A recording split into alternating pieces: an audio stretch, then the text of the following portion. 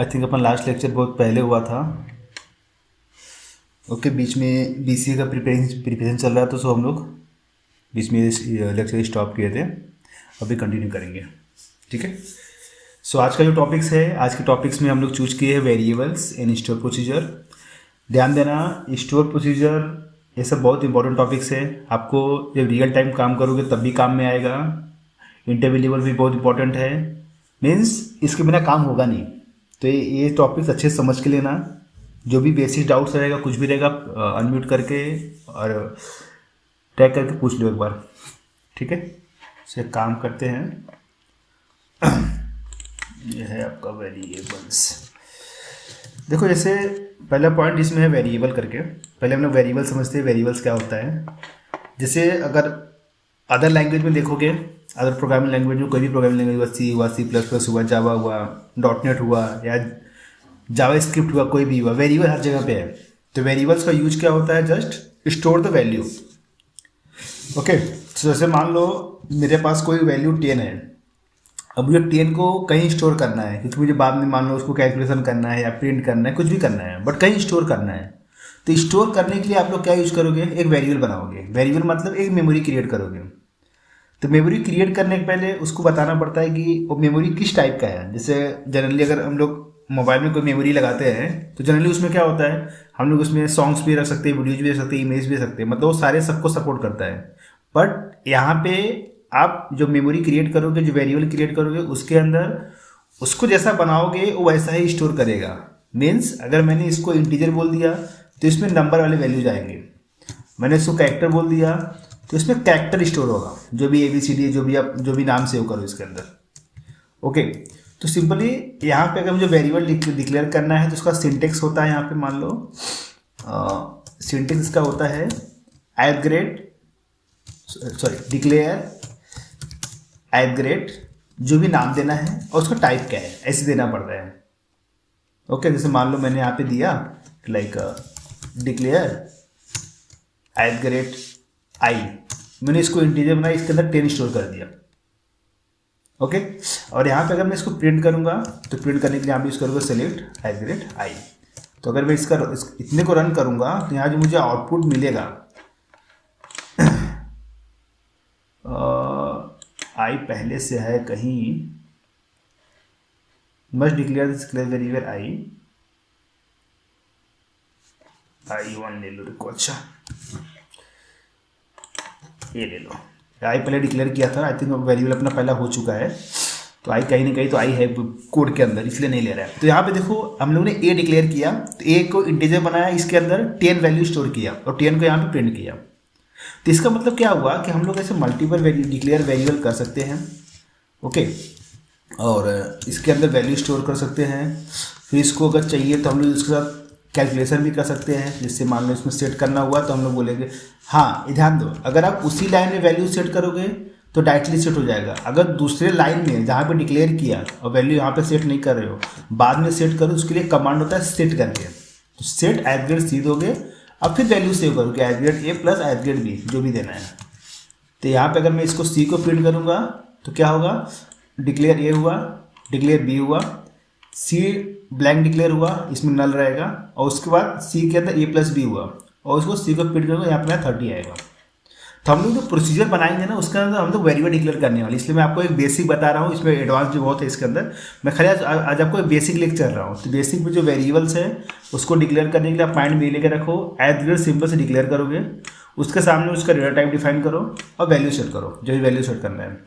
और यही same variable अगर आप इसके साथ देखोगे, सेलेक्ट स्टेटमेंट अगर मान लो है, जैसे मान लो यहाँ पे सेलेक्ट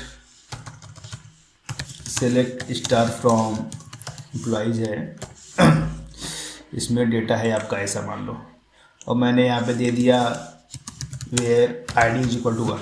तो यहाँ पे जो डेटा आएगा, तो डेटा क्या आया, जिसका ID फर्स्ट था उसका रिकॉर्ड आ गया।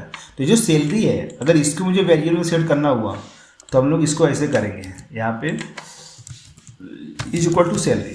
तो इससे क्या होगा, यहाँ जो वैल्यू आया इसमें जो सैलरी आएगा, सैलरी इसमें सेट हो जाएगा ऑटोमेटिक। और इसके बाद अगर मैं इसको प्रिंट करता हूँ @c, तो ध्यान देना आपको अभी टेबल नहीं आएगा, आपका वैल्यू इसमें से गेट होके ए सैलरी यहाँ पे असाइंड हुआ, ए प्रिंट यहाँ पे करेगा। अगर मैं इसको इतना रन करता हूँ तो यहाँ पे देखो क्या प्रिंट हुआ 2000। ये सिलेक्ट एक इसका आ रहा है, एक इसका आ रहा है, तो इसमें जो वैल्यू था देखो यहाँ पे आ गया। तो इसको सेट करने का 3 तरीका है। एक तो आप डायरेक्ट सेट कर दो, एक मैनुअल सेट करने का सेट है, डायनेमिक टेबल से रिकॉर्ड आएगा उस टाइम इसको ऐसे सेट करते हैं। तो डायरेक्टली उस कॉलम वाले सेट कर दो, उसमें से वैल्यू आपका सेट हो जाएगा, फिर वो वैल्यू आपका यहाँ पे प्रिंट होगा। हाँ, अगर इसमें मोर देन 1 वैल्यू आएगा, जैसे अब मैं यहाँ पे दिया हूँ, तो इस केस में देखो क्या आया, उस केस में जो लास्ट रिकॉर्ड होगा एम्प्लॉय का, तो यहाँ पे अगर एम्प्लॉय का देखोगे लास्ट रिकॉर्ड क्या था, सिलेक्ट स्टार फ्रॉम एम्प्लॉय। अगर मैं इसको रन करता हूँ तो इसमें लास्ट 25 है, तो जो भी असाइन होते हैं लास्ट इसको मिलेगा वो इसमें सेट हो जाएगा। तो इसलिए अब मैं यहाँ पे कंडीशन दिया था कि जिसका आईडी 1 हो तो आपको पता चले कि मैं इसकी वैल्यू गेट कर रहा हूँ। ठीक है, तो वेरिएबल जैसे आप डिक्लेयर करोगे, डिक्लेयर करने के बाद आप चाहे तो मेन टाइम पर सेट करो या मैनुअल सेट करो या डायनेमिक सेट करो। तो ये 3 तरीका है जो आप इसमें वैल्यू आप सेव कर सकते हो। ठीक है, ये है बेसिक ऑफ वेरिएबल्स। नेक्स्ट है आपका आता है स्टोर प्रोसीजर। चलो स्टोर प्रोसीजर करने से पहले ना हम लोग कॉन्सेप्ट समझते हैं। चलो इसके नीचे आ जाओ। जैसे मान लो ये आपका टेबल्स है, सिलेक्ट क्या क्या टेबल्स है अपने पास एक बार देख लो। तो सिलेक्ट स्टार फ्रॉम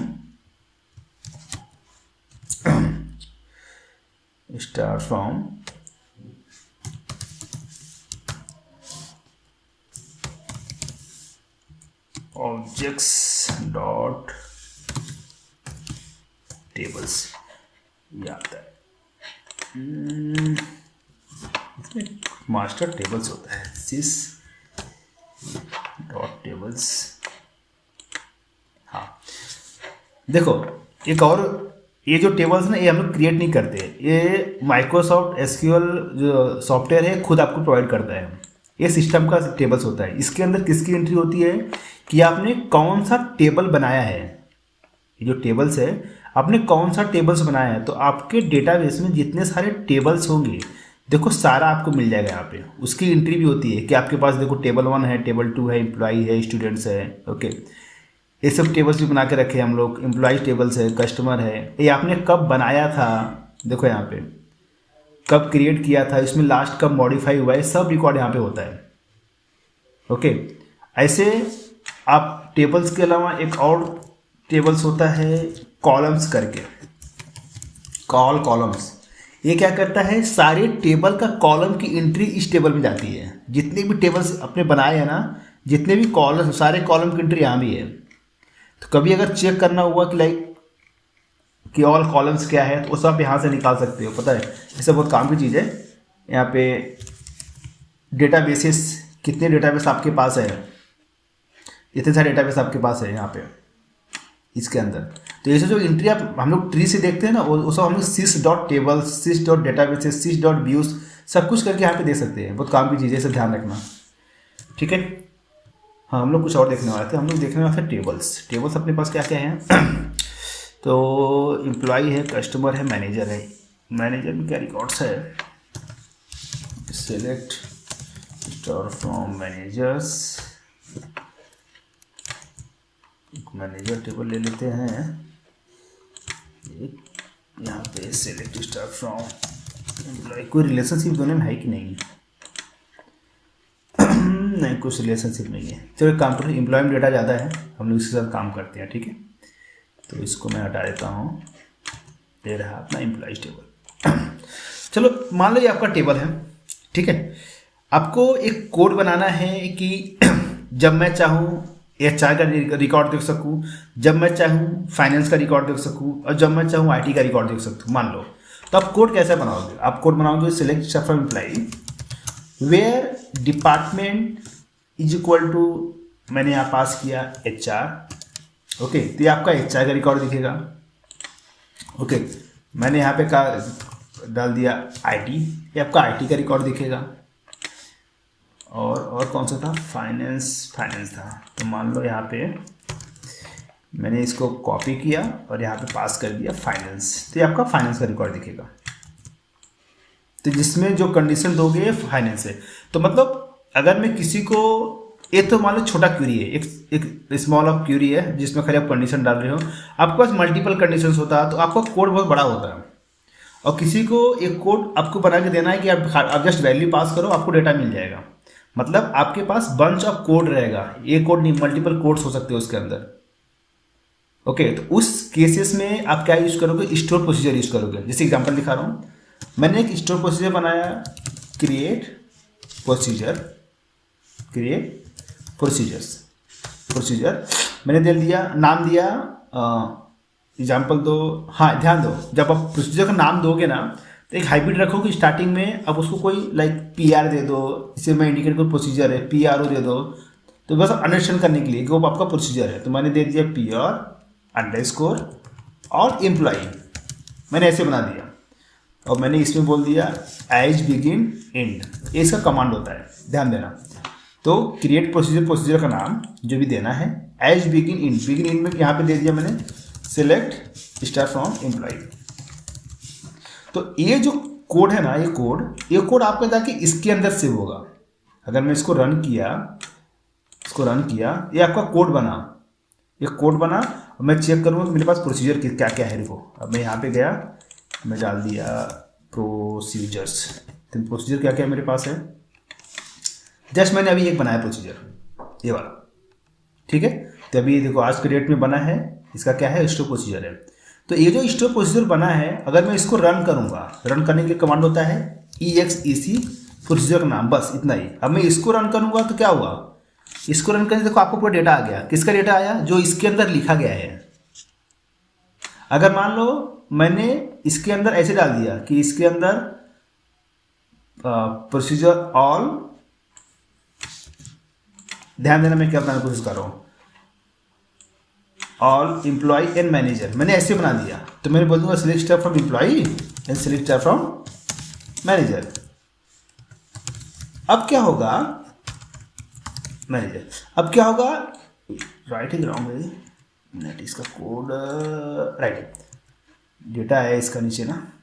हाँ, इस केस में क्या होगा, ये जो नाम है और ये जो नाम है, ये दोनों कमांड कंपाइल होके इसके अंदर से होगा। तो अगर मैं एक वाला कोड बना दिया कि देखो ये बना दिया, तो जो दूसरा प्रोसीजर है ये वाला, अगर मैं अब इसको रन करूंगा यहाँ पे, देखो अगर मैं इस ऊपर वाला रन कर रहा हूँ मुझे एक रिकॉर्ड मिला, नीचे वाला रन कर रहा हूँ तो मुझे 2 रिकॉर्ड मिलेगा। अभी ऊपर वाला भी मिलेगा और नीचे, मतलब इसके अंदर 2 कमांड है।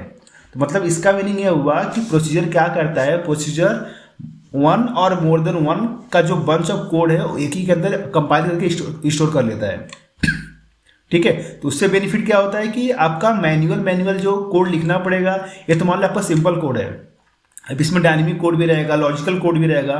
तो कोड को आपको, वो कोड को बार बार लिखने की जरूरत नहीं है, वो कोड को एक ही बार बना के एक प्रोसीजर में डाल के रख दो।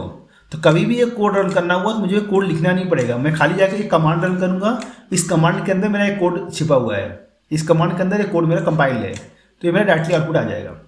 अभी मान लो आपका, अभी देखो इसी कोड को थोड़ा और ऑर्गेनाइज करता हूँ मैं। अभी ये जो एम्प्लॉय है, ओके ध्यान देना, अब मैं इसको थोड़ा, इसको मैं अल्टर करूंगा तो मैं इसको मॉडिफाई कर सकता हूँ। अल्टर मतलब मैं इसको मॉडिफाई कर सकता हूँ। अब मैं इसी कोड को ना अब मॉडिफाई कर रहा हूँ, तो बोलूँगा कि इसके अंदर एक वेरिएबल बनाया, वेरिएबल ID इंटीजर, मैंने ऐसे दिया, इज इक्वल टू नल दिया, ध्यान देना, इज इक्वल टू नल दिया। अब मैं यहाँ पे बोलूँगा कि if aggregate ID is null, अगर ये नल है तब क्या होना चाहिए, okay, else begin end end. देखो इसके अंदर भी आपका ये सब कमांड आता है, मैं आपको बाद में बताऊंगा, ये आपका डायनेमिक क्री में आता है। अगर ID इज नल है तो पूरा रिकॉर्ड दिखाए, नल नहीं है तो इसमें आएगा, तो मैं बोलूंगा where ID is equal to aggregate ID। ये समझो देखो क्या होगा, थोड़ा अच्छे समझना इसको। अब यहाँ पे क्या होगा, जब मैं इसको रन करूंगा और मैं ID पास नहीं करूंगा, मतलब अगर ID पास नहीं करूंगा तो इसमें डिफॉल्ट वैल्यू यहाँ पे क्या सेट है, नल सेट है। जब ये प्रोग्राम स्टार्ट होगा तो इसको क्या बोलेगा, इफ ID इज नल, हाँ नल है तो ये वाला रन करेगा वो। अगर मैं ID पास किया तो ये वाला रन करेगा वो। मतलब देखो कितना इजी हो गया। अगर बाद में मुझे, अब मैं इसको कंपाइल किया अब मैं इसको रन कर रहा हूँ। देखो अगर मैं इसको पूरा रन किया, मुझे ऑल डेटा दिया, मैंने खाली यहाँ पे 1 पास कर दिया, तो देखना किसका दिया, 1 का दिया। अब एक कोड देखो डायनेमिक हो गया। अभी जिसको जिसका रिकॉर्ड देखना है, कोई कोड लिखने की जरूरत नहीं, यहाँ पे 2 पास करेगा, यहाँ पे 3 पास करेगा, जिसका रिकॉर्ड देखने का वो देख सकता है। किस बंदे का रिकॉर्ड देखना है, एग्जीक्यूट आपका प्रोसीजर का नाम, जो भी वैल्यू पास किया वैल्यू यहाँ पे पास होगा, डेटा आपका आ गया। तो हो कैसे रहा है, जैसे ही वैल्यू आप यहाँ पे पास कर रहे हो इसके अंदर A1, जैसे ही वैल्यू यहाँ पे पास कर रहे हो ये आईडी में सेट हो रहा है। तो आईडी क्या है आपका, एग्जीक्यूट आईडी आपका वेरिएबल है, जो इधर हम लोग पहले समझा था। तो स्टोर प्रोसीजर के अंदर वेरिएबल कैसे डिक्लेयर करोगे, डायरेक्टली एग्जीक्यूट आईडी जो भी डेटा टाइप हो दे दो। क्योंकि मैंने इंट क्यों दिया है, क्योंकि इम्प्लॉय के अंदर जो जिसमें मैं कंडीशन देने वाला हूँ आईडी के साथ, इम्प्लॉय के अंदर ये यहाँ पे आपका इंटीजर है, इसका डेटा टाइप इंटीजर है। ओके, तो इंटीजर इसलिए यहाँ पे इसको इंटीजर दिया था। तो ये आईडी इक्वल टू क्या हुआ, आईडी। तो ये आईडी जो अगर मैंने यहाँ पे 1 पास किया तो बाय डिफॉल्ट यहाँ पे इंटरनल उसको 1 आया, इसलिए 1 का रिकॉर्ड दिया। जब मैं यहाँ पे 2 पास करूंगा तो 2 यहाँ पे शिफ्ट होगा और 2 यहाँ पे आएगा, ये मुझे 2 का वैल्यू देगा। ठीक है, तो ये इसका कॉन्सेप्ट है। तो यहाँ पे अगर डेफिनेशन देखो, थोड़ा डेफिनेशन शॉर्ट फॉर्म में लेके आया हूँ जो अच्छे समझ में आए आपको। इसका डेफिनेशन क्या है यहाँ पे, a store procedure in SQL server is pre compiled collection of 1 और मोर। ये ध्यान दो स्टेटमेंट, मतलब ये क्या होता है, प्री कंपाइल्ड होता है। मतलब एक कोड हम लोग जब रन करते हैं तो वो पहले कंपाइल होता है फिर रन होता है। कंपाइल का मतलब वो एरर चेक करता है। अगर मान लो मैं यहाँ पे कुछ डॉट डॉट पास करिए तो मैं रॉन्ग है, ओके, तो मुझे चेक करके बताएगा ये एरर आ गया आपका, कंपाइल नहीं हुआ। तो स्टोर प्रोसीजर क्या करता है, इसको कंपाइल करके इसके अंदर स्टोर कर लेता है, चाहे एक कोड हो, एक से ज़्यादा कोड हो। ओके, तो यहाँ पे इसका मीनिंग समझो, a store procedure in SQL server is pre compiled collection of 1 और more transactional SQL statement or batch that can be store in databases. मतलब जो भी बैच, ये भी आपका एक बैच है, एक ब्लॉक है, फिर ये भी आपका एक ब्लॉक है। तो नॉर्मल ऐसे भी कोड हो सकते हैं या कुछ कंडीशनल कोड हो सकते हैं। ओके, तो ये आपका प्री कंपाइल कोड होता है इसके अंदर। और इसका बेनिफिट क्या होता है, इसका बेनिफिट है कि इसको मैं चाहे इससे यूज करूँ चाहे इससे यूज करूँ, ये कोड मेरा रीयूज हो रहा है, मुझे बाद में जाकर कोड लिखने की जरूरत नहीं है, ये मेरा कोड डायनेमिक हो गया है अभी। ओके, सो इसका यहाँ पे क्या दिया है, store procedure are reusable and can be executed with a single call. अब सिंगल वैल्यू पास करके एक ही बार में कॉल करके इसका डेटा ले सकते हो। ठीक है, और इसका बेनिफिट वही है कि like making them powerful tool for organize the managing the database logics.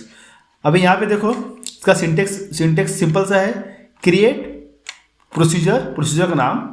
अभी मैंने यहाँ पे मुझे एक की जरूरत थी तो मैंने एक डेटा लिया, बाकी की जरूरत है अगर मैं कॉमा करके मोर देन 1 डेटा टाइप भी ले सकता हूँ यहाँ पे। तभी मैं आज खाली बेसिक दिखाया हूँ, नेक्स्ट में इसका और एडवांस दिखाऊंगा। तो अभी मैं खाली आपको सिलेक्ट के साथ दिखाया हूँ, इसमें आपका इंसर्ट डिलीट अपडेट सब दिखाऊंगा जो आपको अच्छे से इसका कॉन्सेप्ट क्लियर होगा।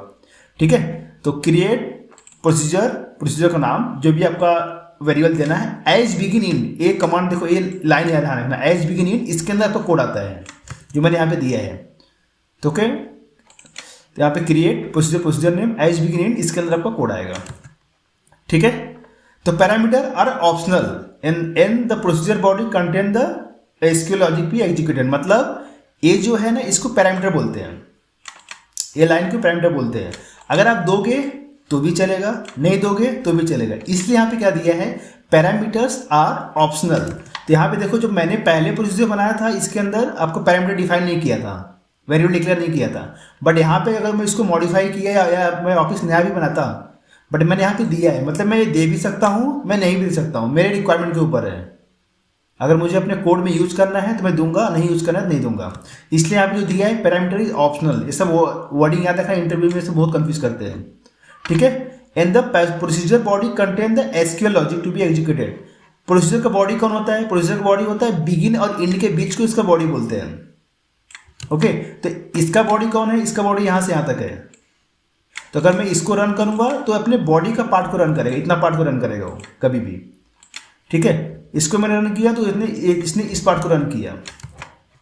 ओके, और इसको एग्जीक्यूट करने के लिए चाहे EXEC लिखो या एग्जीक्यूट पूरा लिखो, दोनों चलता है। जैसे मैंने यहाँ पे EXEC लिखा, या मैं इसको एग्जीक्यूट पूरा वर्ड भी लिखता तो भी चलता।